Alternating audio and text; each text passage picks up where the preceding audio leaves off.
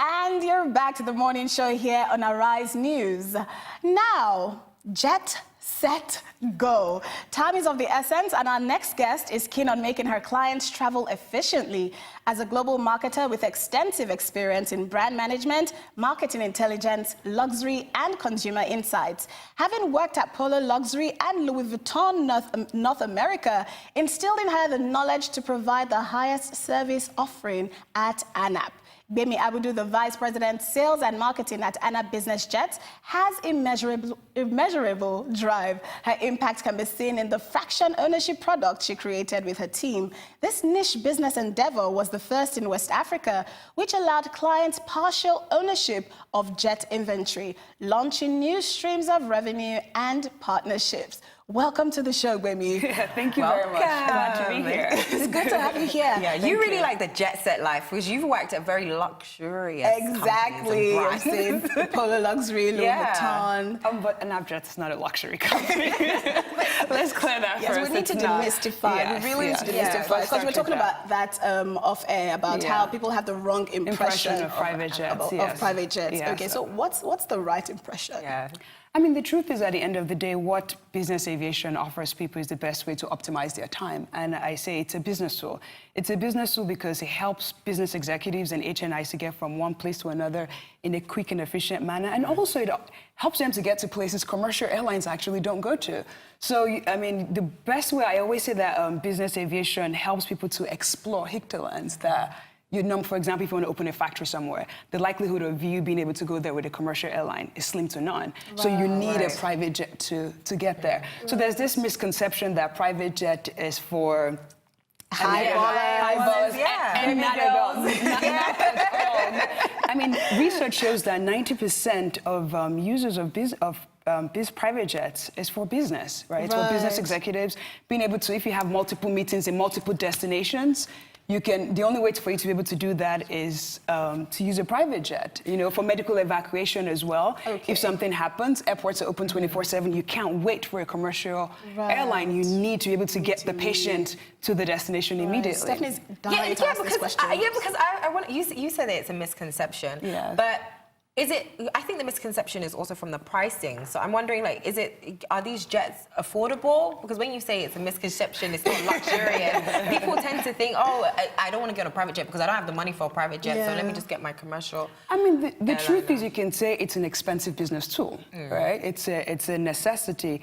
But I think why there's a misconception is because most users of private jets, I mean, whether it's a corporation, whether it's an individual, yes, the price point to be able to charter an aircraft, for example, or in terms of what we offer at ANAP Jets, we're fractional ownership, where you have multiple owners to a particular aircraft. Yes, the price point is high, but that doesn't make it a luxury product. I think the reason why we see the general perception is it's a luxury product is because of the people we see on the jet. Fair so, of enough. course, the business owners are not going to be saying taking pictures and posting on Instagram. Exactly. But the entertainers, the DJ Khaled's and the Whiz Kids and all these people are going to be like balling. And so we now believe like it's this luxury lifestyle. No, and I mean, at the end of the day, if you look at business aviation as a whole in different parts of the world, you'd realize that it's opened up now. When I say opened up, where you have the millennials where they want access versus owning a product. So what ends up happening is you have several operators out there where people can, what you call empty leg, where people are paying at a fraction of what you would normally pay. So it's opened, that has opened the market a lot more. So that's where you have more people who are using private jets and to what you're talking about, this whole Instagram culture. How are you able to source your clientele? Because it's a niche, business. Exactly. And you're not big on social media. Yeah. So, not really. Yeah, how do you find these people that want to hire your jet? I mean, there are several different platforms. Like I mentioned, we have two different products. We have fractional ownership, which is you have multiple owners to a particular aircraft. And in that instance, you have a lot of business executives and a lot of HNIs that need a product like that. So you have an instance where in the past, in this part of the world, people felt the need to actually buy an aircraft, right? And what ends up happening is it's underutilized. So now it's, you know what, let's say you know that on average you travel about 40 hours a year. You buy a fraction that allows you to utilize the aircraft for that. So in terms of sourcing clients, I mean, I should say we know them. We have partnerships with different. Such a beautiful jet. Yes, that's the Legacy 600. Fractional.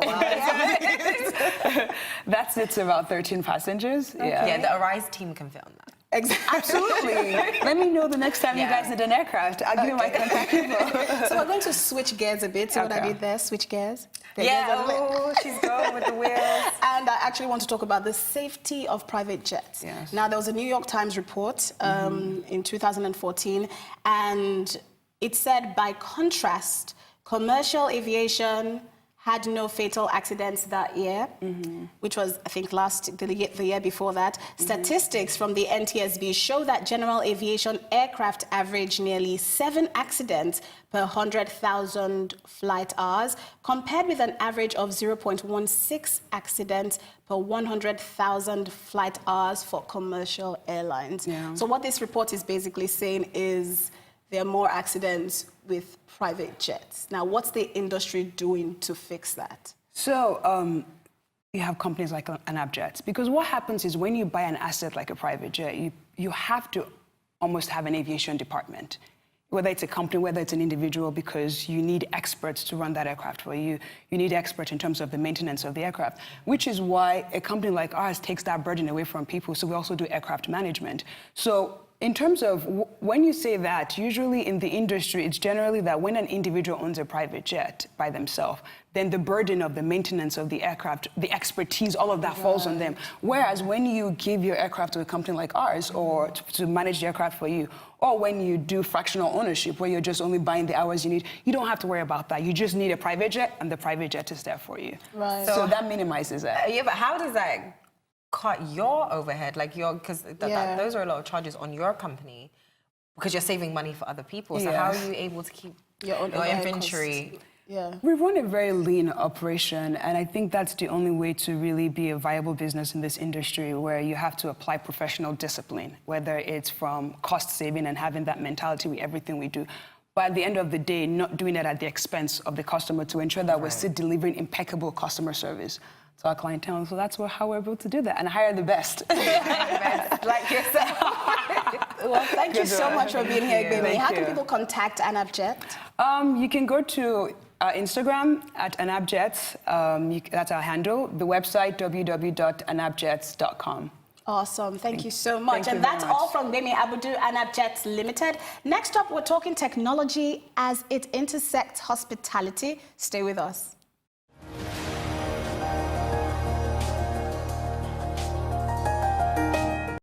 Welcome back to the morning show here on Arise News. And some breaking news. Legendary jazz trumpeter Hugh Masekela, a leading figure in the struggle to end apartheid and the father of South African jazz, has died aged 78. In a statement, his family says he had passed away peacefully in Johannesburg after a protracted and courageous battle with prostate cancer. Masekela gained global recognition with his distinctive Afro-jazz sound and hits such as Soweto Blues. The 1977 song became synonymous with the anti-apartheid movement. May his soul rest in peace. And the hospitality industry, time now for our take. The hospitality industry has been built upon bringing forth excellent customer experience, which has been mainly focused on highly trained staff, bespoke concierge services, and those extra incentives to drive home that you care. As of recent, the experience now requires more than that personable front desk associate, but the attention to the digital channel in which your clients are increasingly interfacing with. The option to go digital in an industry operating around one-on-one interaction gives way for more convenience for your customer and efficiency in your operations. Joining me to discuss technology and the hospitality industry, Odion from Tour Brokers, Ijoma from Maison Fahrenheit, and of course, Gbemi Abudu from ANAP Jets Limited.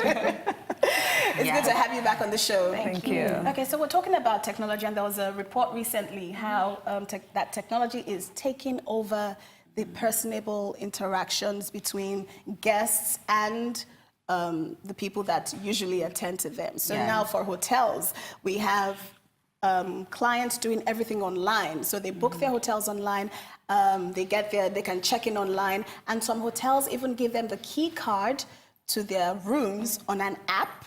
So they basically just walk into the hotel and enter their rooms. Like, they don't need to talk to anybody at the front desk. There's no interface. Exactly, there's no interface. And even with jets, they're talking about pilotless planes.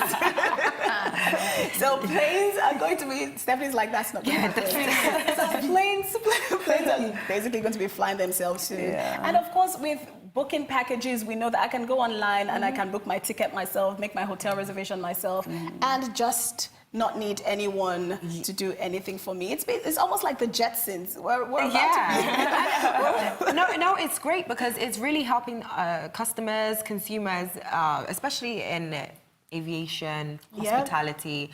For example, I know there's a lot of us that have always run late for our flights. Technology has bridged the gap between us and the person at the desk. We no longer have to do that. We can check in online and still catch our flight. Exactly. How else do you think we can use technology to improve different sectors like hospitality, hotels? Yeah, well, for me, before we even answer that, I'm thinking, should this be encouraged?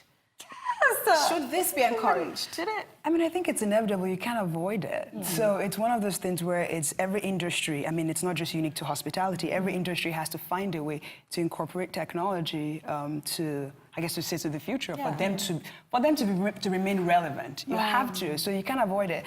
I mean, if you think of industries, and I would say you guys can probably speak more to that in terms of whether it's a hotel, I mean, the hospitality industry, is that you have a generation that has grown up using technology. There's no way you can cater to that particular generation without that being a significant part of your product offering. I think for us in business aviation, absolutely, business aviation too is slowly making that transition as well. I would say in Africa, or even I'll say with ANAP Jets, not quite there yet, because I think our clients, because our clients still require that personal experience, and it's part of what you're offering to them. It's I need to be able to pick up the phone to talk to somebody if I have a problem. It's that hands-on experience that you provide a customer, because at the end of the day, you're providing them a customized experience. And for us at ANAP Jets, I always say that every touch point in which our clients engage with us, you want to make sure that it's a seamless experience for them. So would we get to the point at some time in the future where all of that will be through an app?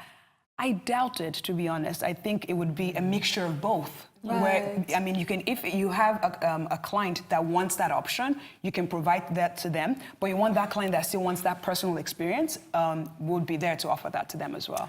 Wow. Nice. So I was very pro technology and aviation, but it makes a lot of sense. Yes, it does. You do still need that interaction in some certain But for me, it's how sectors. to balance this. You know what I mean? Like, there's technology, but there's also the interpersonal relationship. I want to be able to walk somewhere and talk to somebody. Like, I mean, Gbemi said something. I mean, she said that you really want that personalized service. For us, part of our mantra is to offer a service that is personal, that is perceived and received by our clients as excellent. Now, if you have an online portal, we do have an online portal, but we're not pushing that because people want to hold somebody responsible for something.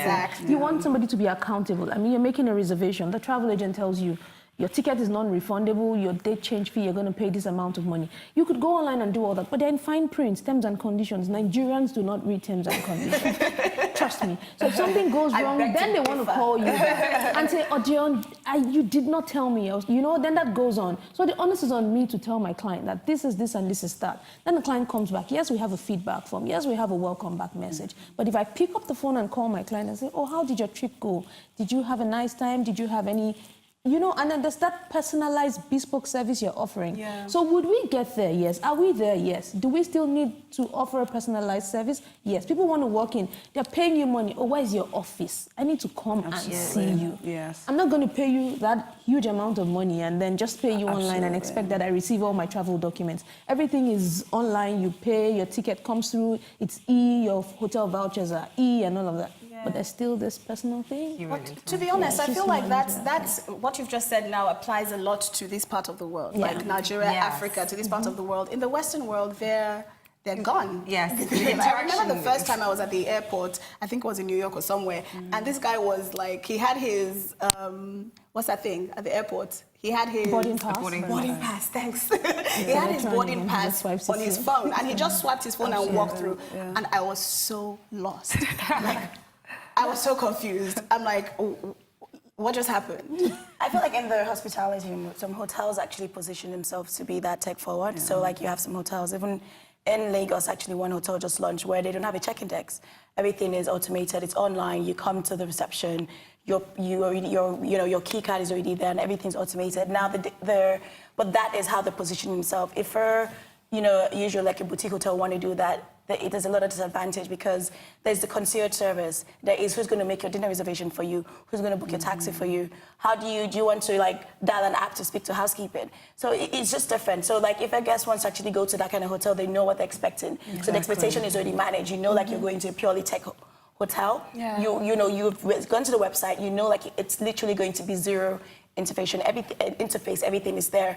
But for like a regular hotel that want to get into that, you can only just pick the service and say maybe I would have a faster check-in experience. Yeah. But you can't really go fully into tech because there would be dangers in that. Right, and for me, it's when I hear technology, of course, it means efficiency for me, and that's the argument for a lot of pro-technology people. Stephanie's friends. My worry about this, though, is employment, because all of a sudden, technology is taking the place of actual humans, and this is rendering these people jobless. So I don't know how do we match the efficiency of technology but still retain and maintain the employment rate? I think, and that's why I believe that it won't take over completely, because when it comes to jobs that require soft skill, technology cannot do that. And when I say soft skill, it comes down to if you have a client, being able to call your client on their birthday or on their anniversary, technology is not going to do that for you. It's going that extra mile that the clients expect from you. So I think there are jobs, to your point, and that's very true, that in terms of efficiency, there are certain things that technology helps with. For example, for us, we put our aircrafts are on a platform where different brokers from all over the world can request to use the aircraft. So, versus a broker picking up the phone to call you, they know that, okay, for this particular trip, we need an aircraft, we need a Legacy 600 that seats 13 passengers. You know what? It's actually easier and more efficient for them to go to that particular platform and for them to request that versus making a phone call. But if they do make a phone call, for those who want to make a phone call, that option is there for them to have someone to attend to them. So being able to your point, balance it where you're offering both, because you will always have customers who are completely not interested in what technology has to offer, and they just want to deal with you. And you have to be able to do that, because at the end of the day, you would be at a disadvantage if you just, at least for us, to just focus on one, that we have to be able to do both. So it's really about having a balance, having options, and also knowing the clients. Yes, that's very important. Exactly. Thank you so much. It's been amazing having you on the show. Thank you. Thank you for having us. That brings us to the end of the morning show today. Thank you for watching. From my entire team and I here in Lagos, all that's left to say is enjoy the rest of your morning and, of course, the rest of your day. Bye. Thanks, God.